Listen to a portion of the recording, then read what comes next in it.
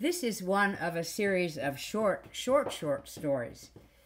It's called AM3, and it's by Amelia Grey. Remain healthy all day. Drink a spoonful of oil every morning. Reach up with your arms and extend your body to its full height. Use a warm towel to dry the cat. Consider a philosophical idea larger than your area of expertise. Avoid getting cancer. Chalk up bad decisions to outside influences. Don't take your father too seriously. Play a game where you close your eyes very tightly, and when you open your eyes you have amnesia and you must draw the details of your life from your surroundings. Give up smoking, drinking, and poetic verse. Remind yourself how important you are to your friends, or at least your animals. Wax the floor in socks. Enter into a healthy monogamous relationship. Consider briefly the idea of a soulmate. Light an entire box of matches and throw it into the sink. Hold a metal rod to the heavens and beg for whatever comes next.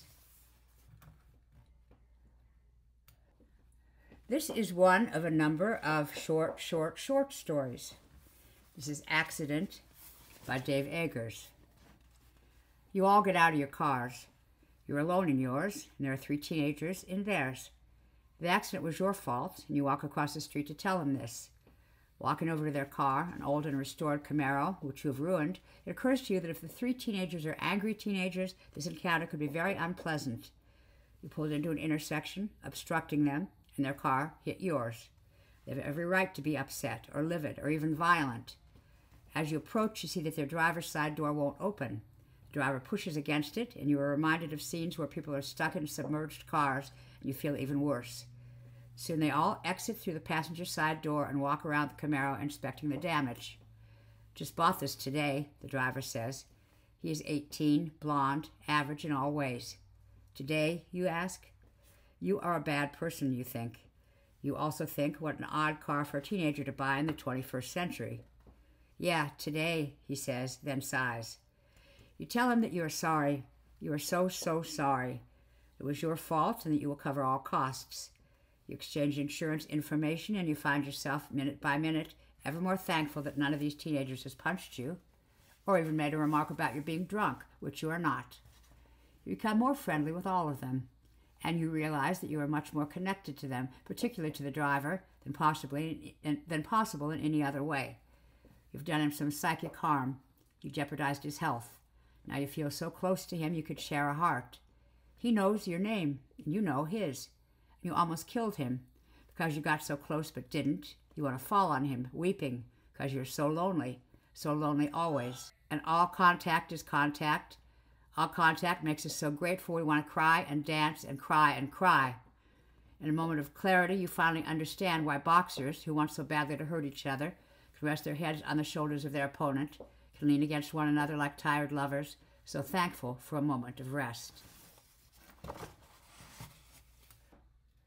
This is one of a series of short stories. It's called Dog by Deb Olin Unferth. He made it to the United States at last, and that was the end of it, except years later he noticed a dog in the street. Come here, dog, he said, and it wouldn't come. He put out a little food for it.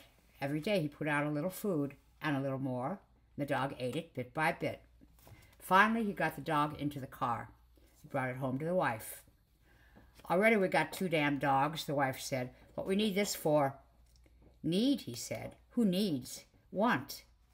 Already we got, she said, what we want this for. So he took the dog to the pound and he said, Dog, I'll come back for you tomorrow. Who knows why he brought it there? Maybe so he could negotiate with the wife. Or maybe he meant to leave it and then he changed his mind. Whatever the reason, he went to sleep and woke up and went back to the pound. I've come to get my dog, he said. That's our dog now, they said. What, your dog? My dog. You brought him here, they said, and they went into a long explanation about how now he would have to pay money and fill out forms and watch a video and show proof of residence and wait 4 days and all this, and he listened and listened and looked at the forms, and finally he said, Okay, you got me. I won't take him back. Can I just see him to say goodbye? Yes, they said. They took him to the back where the dogs were. Hello, dog, he said. Sorry, old dog. He petted it. He petted it again. "Goodbye, dog." Then he went to leave. "I'll just go out this back door," he said sadly, and he left. Then he came back. He sneaked in the back door and took the dog, stole it, brought it to a friend's house and put it in the garage. Then he went back to the pound. "I've changed my mind," he said. "I really do want my dog back. Can you go get him? I'll pay and sign the papers and watch the video." "Okay," they said, and they went to the back to get him. But of course they couldn't find the dog, and they got quite upset. How could they have lost a dog? Then they must have thought he was really crazy, because he said, "I stole that dog. You robbers, I'll tell you what I did. I stole that dog right back." Now, this is a man who had been interrogated and tortured. Each of his fingers had been broken one by one. For years he sat in solitary in the dark, and for more years he cracked rocks with crooked fingers in prison mines. They called the police on him. The police went to his house, but he wouldn't let them in. He shouted out the window, "You think you take the dog? I take the dog." They got a warrant, and the wife let them in, but the dog wasn't there. The police tried to ask him where the dog was, but all he would do is laugh. "I've got that dog," he said. "You thieves. You try to steal the dog." Eventually the police left. That dog is dead now,